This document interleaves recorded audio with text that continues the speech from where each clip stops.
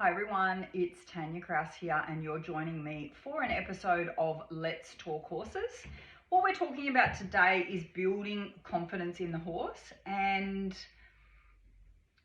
there's a few different elements to it, and I'm going to give you a few broad stroke things to be aware of when it comes to building confidence. And usually what I find when it comes to horses that are lacking confidence and this question is that we have to change our, not necessarily our approach, but definitely we have to change our perspective on how we're going to solve the issue.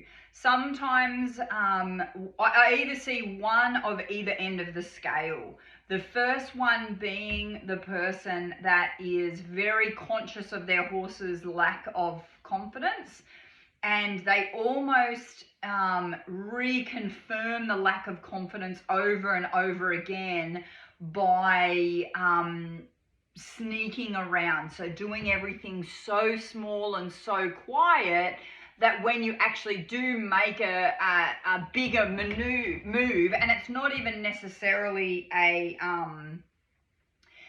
big maneuver in that where you're trying to scare the horse necessarily, but it's often something that is just normal sized, if that makes sense. So you might be aware that a horse is quite timid, and because we don't want to trigger that timid response, or we don't want to scare the horse more, I see a lot of, we might deliberately move really slowly and all the rest of it, which is unsustainable. So then one day you get out to the paddock and you're, doing everything small, and a neighbor drives past, you go, hey, and you might not even call out, but just your hand goes up automatically, and the horse spooks at that, and I'm so sorry, I shouldn't have done that. And that's not true, because what you're doing is you're creating a false environment for the horse to exist in that just isn't reality. Here in Australia, kangaroos are going to jump over fences.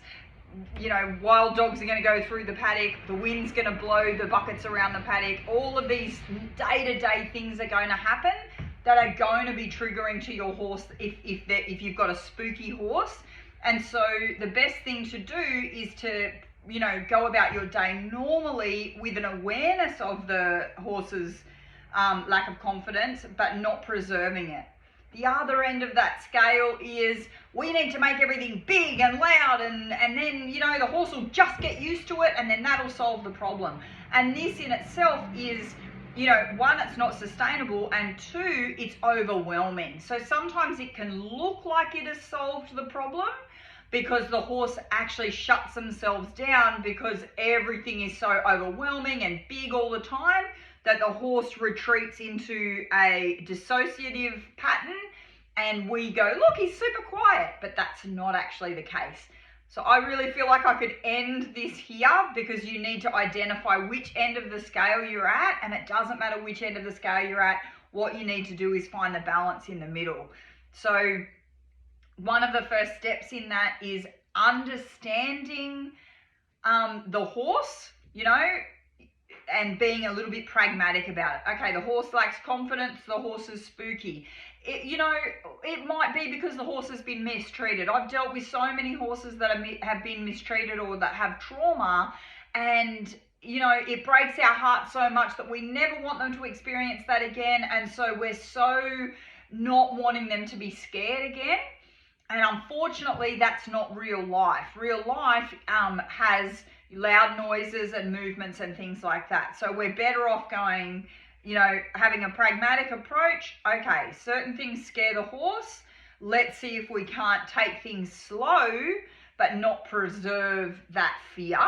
So understanding, not pandering, and also understanding, not overwhelming. So find that middle ground where you're slowly introducing things where the horse can have time to maybe react, but not continue escalating. That is often what happens with spooky horses.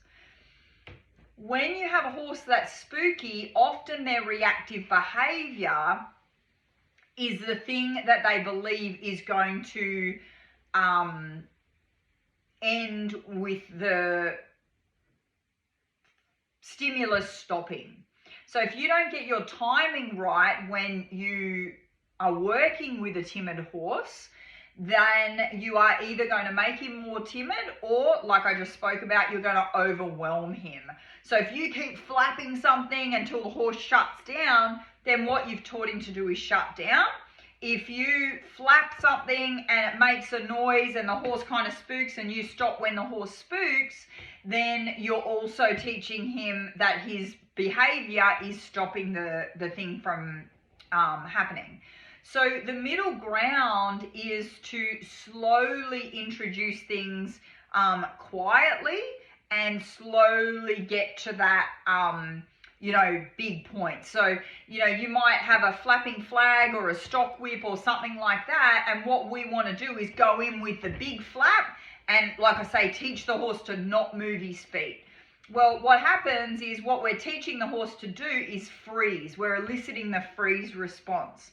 Whereas what we can do, we can show the horse the flag. We need to understand that the horse's senses are all stimulated in different circumstances. So with a flag, there's a visual element to the flag, there's a sound element to the flag, there's a sensation that happens when the flag lands on the horse's body.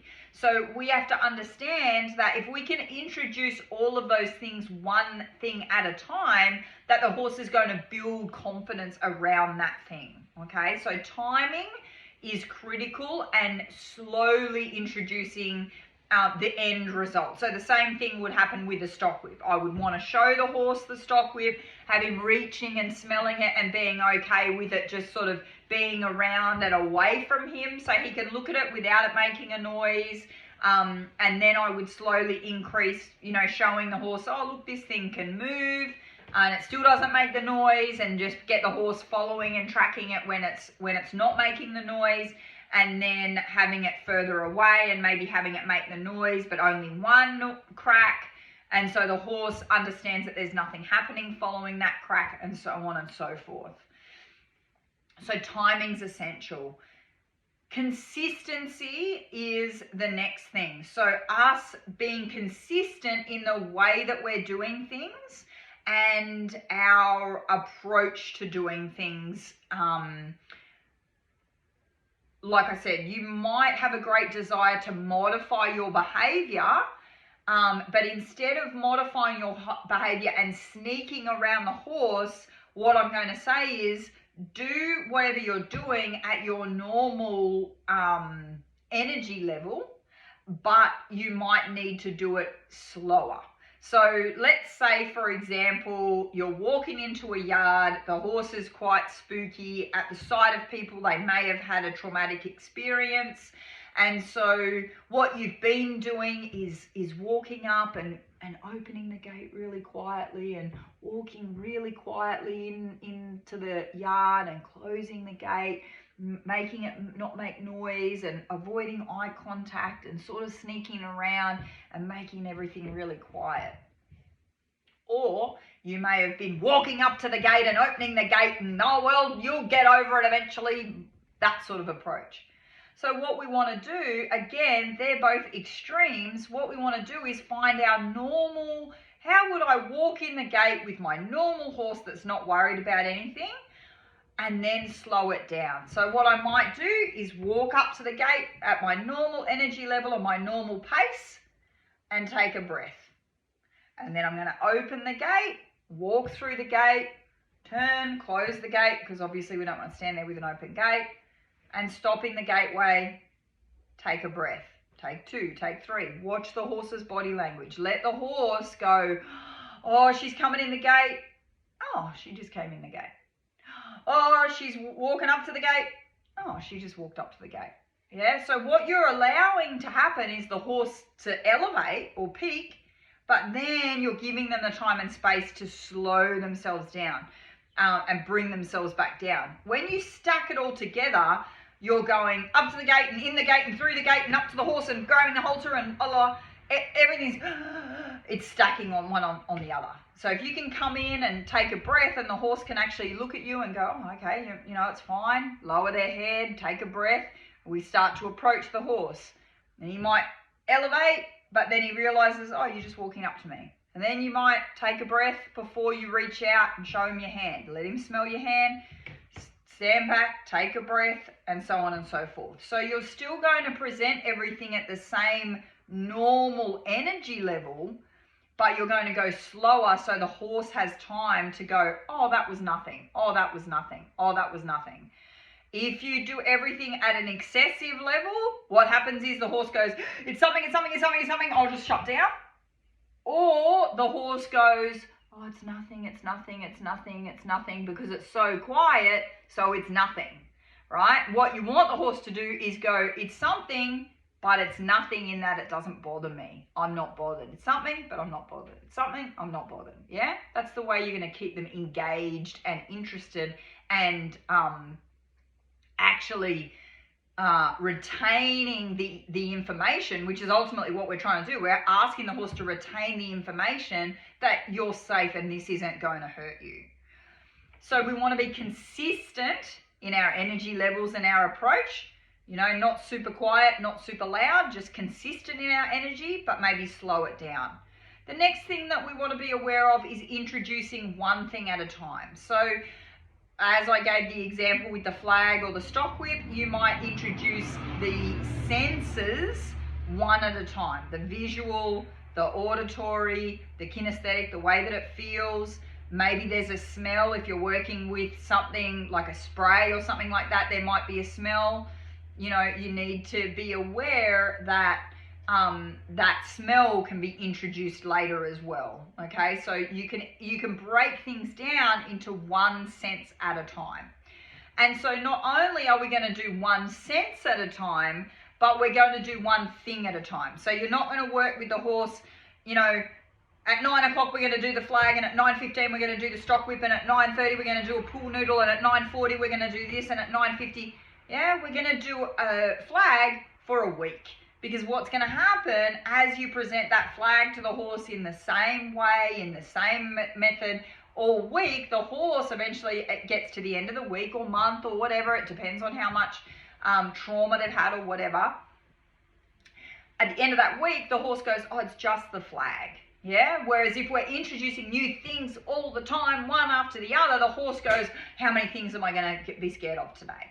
Okay. So we want them to start associating training with curiosity, not overwhelm. All right, we want to stimulate that curiosity. We don't want to be afraid of pressure. You know, horses are flight animals, so anything that they don't understand can be considered pressure to them. Pressure isn't necessarily a dirty word. For a horse to be able to exist in the world that we need them to exist in the human world, we have to understand that there is a lot of pressures. But there's a way to introduce those, as we've just been talking about.